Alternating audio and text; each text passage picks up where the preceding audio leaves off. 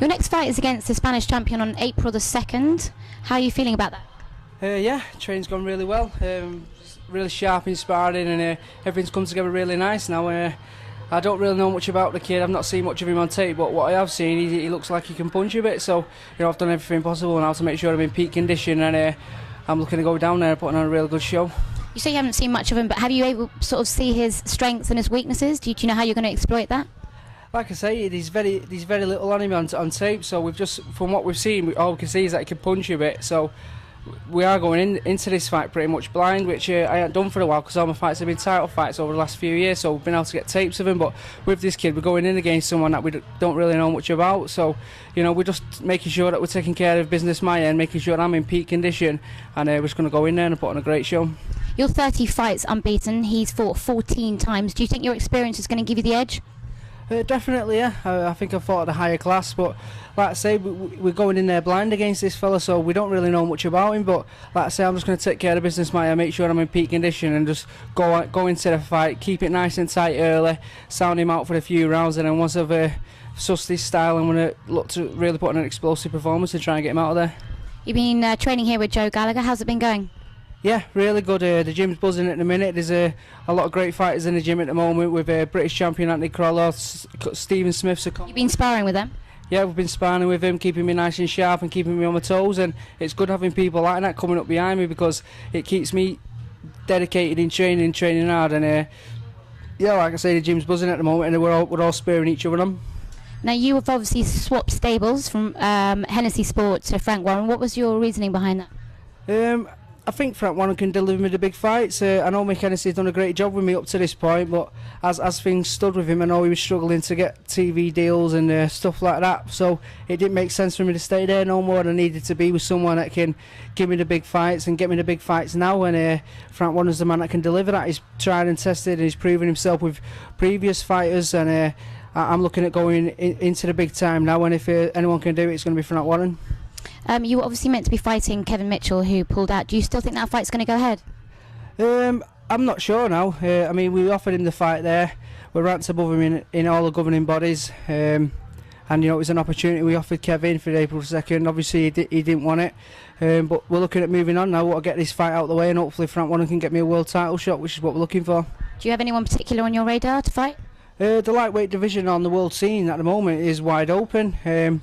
We'd happily step in the ring with any of the world champions, and we're quite confident that we can bring the world title back to Britain.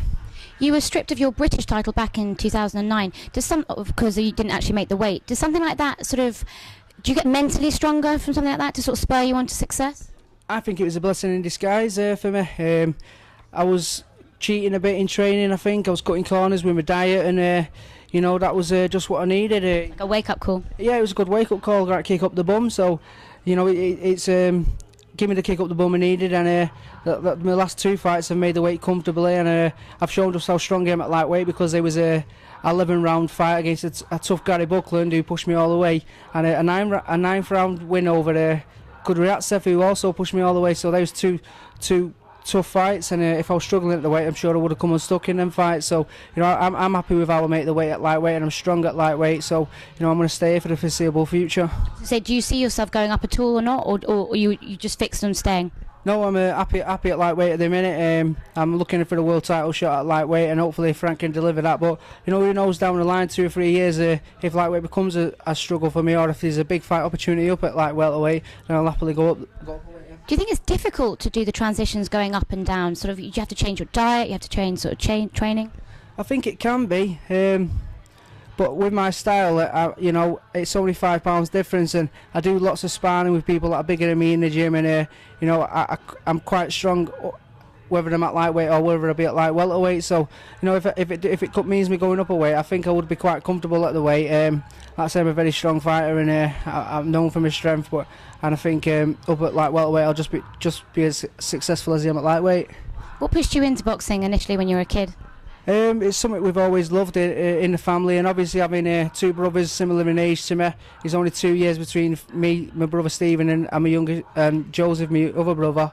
And obviously the Rocky films was big when we was kids, so we'd have a bed sheet in the back room, and the old boxing gloves on, and we'd be knocking holes out of each other growing up. And obviously with the Rocky films out when we was kids, everyone was fascinated with boxing, and you know, it's something we grew up with.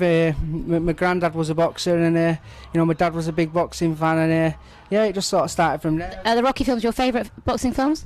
They're not, but I mean, we train to the Rocky tunes in the gym, and they always manage to get everyone pumped up. So yeah, they are good inspiration for young kids for me, and they can get you G'd up into boxing. But I'd say my favourite boxing films are The Raging Bull, and I also like the new one, The Fighter. Yeah, The Fighter. Yeah, really great film, really good boxing film. Talking about inspirations, what boxers inspired you when you were growing up? Obviously, I grew up in the era of Chris Eubank, Nigel Benn, Nazim Hamid, and you know, we grew up with them, and we've seen them. You know, the big shows, the bigger ring entrances, and that was stuff that get kids into boxing. And but as I've like got into boxing myself and studied boxing, I like some of the old fighters, like Julio Cesar Chavez is one of my favourite fighters. I like Mickey Ward and Arturo Gatti, them type of fighters. You know, the Mexican legends Marco Antonio Barrera and Morales. They're good inspirational fighters, and I like the way that they get involved in tear-ups and, you know, put it all on the line, and that's something that I want to do in my fights. Now, when you finish fights, how do you sort of go to sort of relax? I like to chill out. Me and my girlfriend usually go away after the fight and just go and chill out on the beach somewhere, but this fight, we're looking at having a fight. Won't be going away after this fight. I'll be coming straight back to the gym, and you know, hopefully Frank can deliver me a world title shot. Now, you are a big Man City fan. You've been training in the stadiums. You've been working your strength and conditioning on the tracks. How's that been? Yeah, really good. Like I say, we go do our track work down the Eastlands, and yeah, it's good. We're running around the track, and sometimes we can hear, you know, the noise from the stadium with the football team are playing, and you know, it's really inspirational for me. And hopefully, like I say, down the line, I can be packing out stadiums and defending a world title. Your team didn't give a very inspirational performance on Sunday against Chelsea. Do you think they can keep full spot, or do you think they're going to be knocked out of it by maybe Liverpool or Spurs? Hopefully, like I say, fingers crossed they'll keep full spot. But I know Mancini's got a lot of work to do with the team. You know, they're a team full of great players, and it's just getting them to play well together now. And hopefully, like I say, Mancini can get them to gel well, and they'll cling on to the fourth spot. What are you talking about sort of mental position of players and athletes? You know, you've got Balotelli at Man City, who is a great player and a great talent, but a bad attitude. How difficult is that for an athlete to go on with a bad sort of attitude?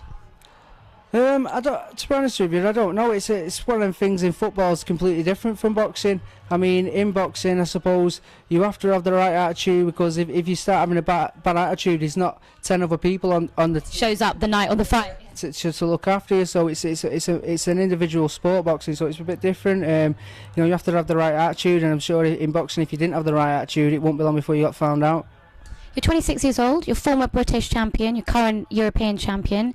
You were given the Young Boxer of the Year award in 2006.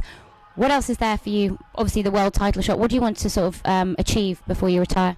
Yeah, I've got the complete CV. I've been Young Boxer of the Year 2006, English champion, WBC Youth World Champion, British champion, European champion. I'm 30 fights undefeated, and I'm looking at moving on now to the world title challenge. And you know, if I can get that world title, I'll have the complete CV, and I've done everything I could in boxing. And the next step then is obviously to go over to Vegas and defend the world title, and that'll be a dream come true for me. Good luck on April the 2nd. Thank you. Cheers, thanks a lot.